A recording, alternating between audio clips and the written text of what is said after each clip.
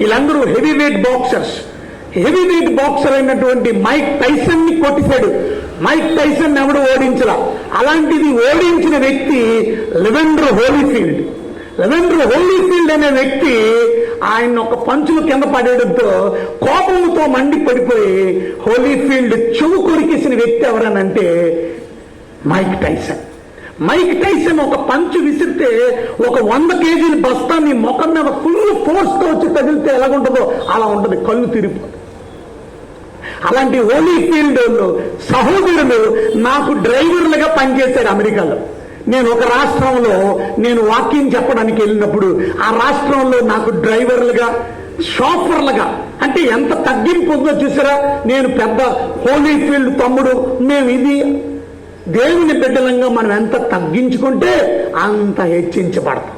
చూసారా, అది ఇవాళ నేను వస్తున్నానంటే మా సంఘంలో నుంచి పోతాయి అనే వ్యక్తి ఎన్ని పనులున్న పక్కన పెట్టేసి, అయ్యగారు మీరు వస్తారు, నా గురించి హైదరాబాద్ వచ్చాడు. నా గురించి హైదరాబాద్ వచ్చాడు మన రత్నరాజు గారు. ఎందుకు? ఆయన కారు వేసుకొని ఆయన ఫ్యామిలీ, ఆయన కుటుంబం, ప్రేమ, ఆయన అంత దూరం నుంచి వస్తున్నారని 3 కార్లు వేసుకొని వచ్చారు. అందరూ హైదరాబాద్ నుంచి నన్ను తీసుకొని వచ్చారు. సరే, నా పాయింట్ ఏంటనంటే ఇవాళ బాగా గమనించండి. బాక్సింగ్ ఇంత భయంకరంగా కొడితే ముఖం ఎలా చిట్లిపోద్దో 4 వేళ్ళు, 1 వేలుతో తొయ్యండి, 1 వేలుతో 2 వేలుతో తొయ్యండి, లేక 3 వేలతో కొట్టండి, లేక 4 వేలతో చూడండి. మీరు గమనించండి దాని పవర్కి దీని పవర్కి ఎంత తేడా ఉంది. ఇవాళ మనం అందరూ అందుకే కలిసి ఉండమన్నాడు. మనం అందరూ ఐక్యత కలిగి ఉండడం, దాన్నే సంఘము అన్నారు. యేసు రక్తములో కడగబడినటువంటి వారు సంఘముగా, వాళ్ళు ఆ సంఘాన్ని తీసుకెళ్ళడానికి యేసు ప్రభు త్వరలో వస్తున్నాడు.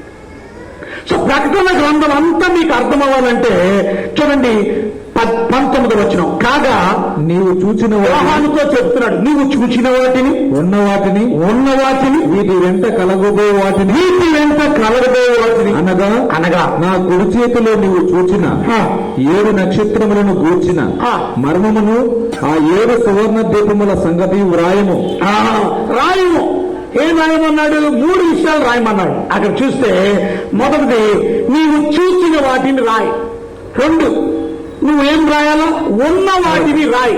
3 వీటి వెంట కలగదు వాటిని రాయి. అంతే, ఈ 3 రాశాడు ప్రకటన గ్రంథంలో.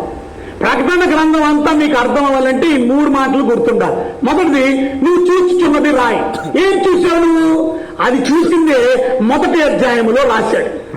1వ అధ్యాయంలో ప్రకటన గ్రంథం 1వ అధ్యాయంలో యేసు ప్రభు ఎలా ఉంటాడో, యేసు ప్రభు గురించిన విషయాలు 1వ అధ్యాయంలో రాశాడు.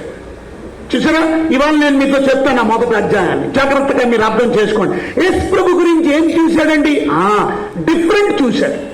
ఇంతకు ముందు ఆయన యేసు ప్రభుతో 3.5 సంవత్సరాలు ప్రయాణం చేశాడు, కానీ ఇంతకు ముందున్న యేసు ప్రభులో లేడిన. మరి ఇంకొకలాగున్నాడండి, రైట్. కనుక ఆయన ముఖ కవలికలు ఎలాగున్నాయి, ఆయన జుట్టు ఎలాగుంది, ఆయన నోట్లో నుంచి అగ్ని ఖడ్గం వస్తుందంటే 2 అంచులు కలిగిన ఖడ్గం, ఆయన కళ్ళు అగ్ని జ్వాలల వలె ఉన్నాయంట. ఇవన్నీ మీతో చెప్తాను. కనుక చూసింది రాయి, నన్ను చూసింది రాయి. అది 1వ అధ్యాయంలో రాశా. నెక్స్ట్ ఏం ఏమన్నాడు అంటే ఉన్న వాటిని రాయి. ఉన్న వాటిని అంటే ఏంటి? ప్రస్తుతం జరుగుతున్న వాటిని రాయి. ఏం జరుగుతుంది? సంఘములో జరుగుతున్నది రాయి.